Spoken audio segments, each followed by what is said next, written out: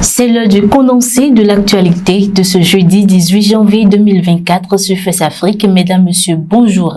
Au Bénin, les membres de la commission en charge des élections professionnelles du secteur de la santé ont été investis hier mercredi à Cotonou. La cérémonie a été présidée par le ministre de la Santé, Benjamin Humpassi. Les membres auront pour mission essentielle de recevoir, étudier et valider les dossiers de candidature des organisations syndicales du ministère, de valider et de rendre disponible la liste électorale ainsi que le bulletin de vote.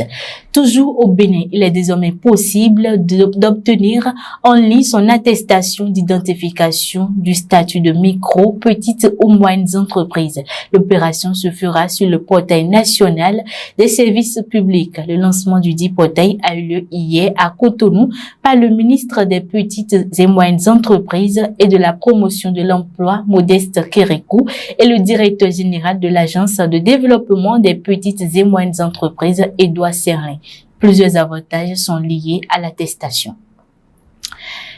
Et à présent, hors de nos frontières, en Côte d'Ivoire, l'exportation des produits vivriers a été suspendue pour une durée de 6 mois. L'annonce a été faite en début de semaine à travers un avis conjoint des ministres de l'Agriculture, du Commerce et des Finances. Les produits vivriers concernés sont entre autres le manioc, l'igname, le maïs et le riz. Ils ne peuvent être exportés désormais sans l'autorisation préalable du gouvernement. L'objectif visé à travers cette mesure est d'assurer un approvisionnement régulier des marchés en produits vivriers à l'effet de garantir la sécurité alimentaire des populations vivant en Côte d'Ivoire. Il faut préciser que cette mesure est en vigueur depuis lundi 15 janvier 2024. Au plan international, pour finir, mesdames, messieurs, en France, la Cour d'appel de Paris a confirmé mercredi 17 janvier la mise en examen de Pascaline Bongo, l'aînée des enfants de l'ancien président gabonais Omar Bongo. C'est dans le cadre du grand dossier des biens mal acquis, comme 2 autres membres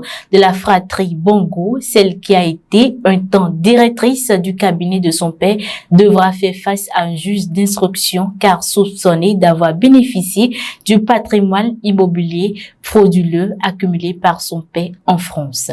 C'est la fin de cette édition. Merci de nous avoir suivis. Je vous retrouve demain à la même heure. Bonsoir chez vous.